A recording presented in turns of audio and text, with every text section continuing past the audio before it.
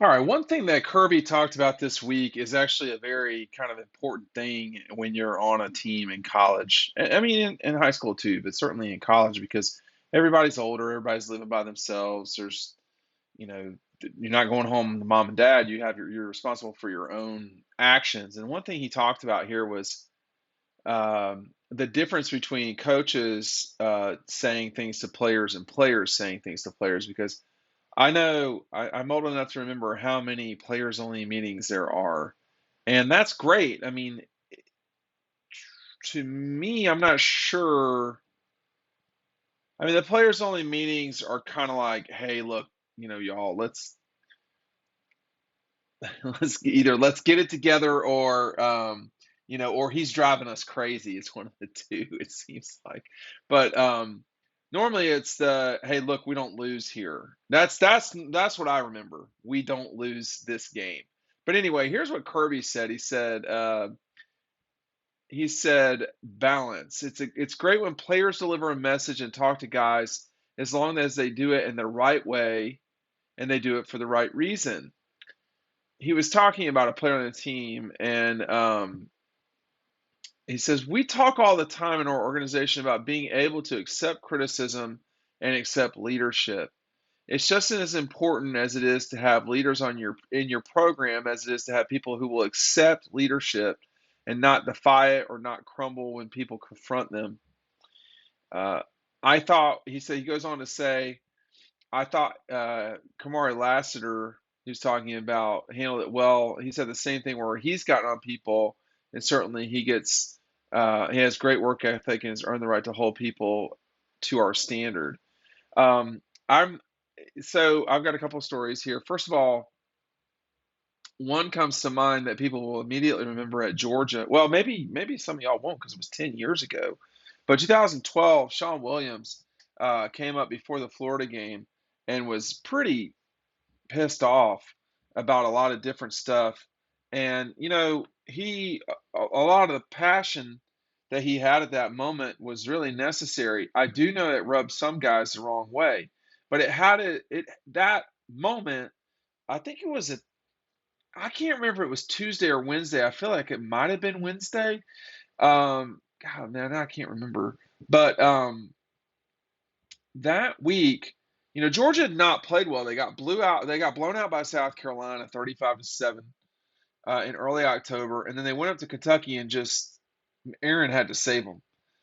And then their season was on the line at Kentucky, and Aaron saved them. And then they had a week off, and then they had the Gators, and it was a terminal game. Like this was as big a Florida Georgia game. Now lately the ones have been bigger. I will grant you that. But the 12 game, the 8 game, the the 7 game, um, but the 12 game like felt bigger even than well, I'm not sure anyone could have felt bigger than the 8 game. But the 12 game was right up there actually. Florida was ranked number 2 in the country. They were not ranked number 2 in 2008. And Georgia went down there and Jarvis basically tortured them to death. And finally, Georgia won that game 17-9, 17-9, something like that. It was a real fight. And earlier that week, Sean Williams was talking about accountability and who he thought should be playing and this, that, and the other. And I remember after the game, and I have images of it, of Mark Rick talking to Sean Williams. And I remember what he said. I don't remember exactly what he said. I remember what he said, though. He said, you'll never forget this the rest of your life. And I doubt Sean would. But there are moments and times with teams. Everybody's not like the 12 team, excuse me, like the 21 team or the 12 team. Those two teams had a lot in common. They were old. They were older teams. They were teams that uh, self-policed in some ways, and I think you're getting that a little bit with this team as well. Hey, make sure you're picking up DAWGSTRUCTION. The link is down below. If you pick it up today and you want a shirt from Red Zone, our friends at Red Zone, let me know. You got to email me immediately. You have to email me. You have to email me immediately to let me know, and then I'll get the shirt off to you. as fast as possible with the book. It's free. It's free with the book. You order the book, you get the shirt. So we didn't. I can't remember if they had a players only. I think they did after the Alabama game, but it doesn't have to be after or like after losses or like big moments or whatever like that. That 12 team was a mature team generally speaking, but they had the suspensions at the beginning of the season with Alec and Bakari were both out. Chase Vassar was out, and you know it took Georgia some time to kind of get where they wanted to go, frankly, that season. And it felt like it took until Florida. That's what it felt like. You could tell they were good, but they really played well in fourth quarters that year, generally speaking. The Tennessee game in 12, the Florida game in 12, the Missouri game for sure in 12, the Kentucky game to some degree. I thought they were going to lose that Kentucky game for a while, but Aaron just saved their bacon. Y'all don't care about my stories, but some of y'all do. We were no, I didn't play a lot. Let's keep that in mind. But it doesn't matter because you're still on the team. Like you're still practicing. It's still 5:30 in the morning when you got to get up and run and all this stuff. And we had a player, we had an exceptional player. He was conference player of the year, but he didn't talk a lot. He is awesome. He speaks multiple languages, which is crazy that he does. He's not really a very talkative guy. And then we had an older guy. We had a guy who really seemed a lot older because he had been in the army, and he came back and played basketball with us. And I remember there was a thing before one of the games where basically the oldest guy on the team, his name was Benny, and he said, "Hey, we're not losing this game. Period. We don't lose home games, which we did, but he was saying we're not losing this game." I don't remember if we lost that game or not, but different guys. Benny had been in the service. Benny had been in the army, and he had been around the block a little bit. I don't think he was in Desert Storm, but it was around that time. Um, so Benny had lived through it. Everybody else had not. I mean, they'd gone through seasons and all this stuff. And the other thing too, it was natural with Benny. With everybody, I would never talk. Why in the hell? Well, there was one time when we shut down practice because I dunked on either on somebody or just, and it happened, and like the whole team went crazy, and coach was like, "All right, that's it. We're not practicing anymore." It was near the end of practice, and so you can have these moments where your team kind of collectively comes together.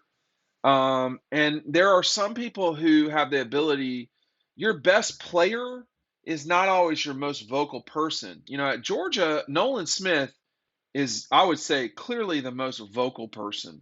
Pop is extremely vocal. Um, Kenny McIntosh has stuff to say sometimes too. And then I feel like Stetson has stuff to say to that group in the huddle. And I don't think you want your quarterback going nuts the whole time, by the way. I think, and I think the other thing too, and Kirby didn't really talk about this, but whatever you are, you have to be that. Like you can't, if Stetson's all of a sudden really kind of going bonkers on the sideline, the Stetson that I've seen for however many years, that's not really who he is. If Nolan's real quiet, that's not who he is. Nolan's always got something to say. I'm not here hating. I am here reporting. Nolan, I don't say what he says, let me tell you. But he's always got something to say. He's always got energy. And if Nolan is holding you to account, that's not strange. If I mean, and I'm just picking somebody up here. I mean, I do not know the sort of internal dynamics, but like if Oscar Delp is bitching out Darnell, that to me, that would be odd. Okay, that would be odd. Now he could hold him accountable, but that would be odd. And last season, you really did have a lot of older guys. You had Jamari, you had Jordan, you had N'Kobe, you had, I guarantee James Cook, Zamir, you had a lot of guys where you're just flipping through the pages, Lewis Seen, um, where they'd been around the block for a while. They had played a lot of football for Georgia. Trayvon, Kenny McIntosh. Um, that was an older team. Christopher Smith. You know, this team's not that way. So they're going to have to. There could be a transition here that they're trying to get to a comfortable moment. That's a bad way to put it, but you know, everybody has got to do what they are naturally supposed to do. You can't fake leadership. It's like it's not possible, I don't think. And if someone's coming with something and there's accountability that needs to be had, well then there needs to be accountability. But if if you're not being accountable to what you're supposed to do, you really can't hold other people accountable. And again, what Kirby was saying was it's great when players deliver message, talk to guys, as long as they do it the right way for the right reason. Coaches very rarely get that wrong. It can happen, but like it does not common. So that because they're used to it and they've been in a leadership role. All players are not leaders. All coaches should be.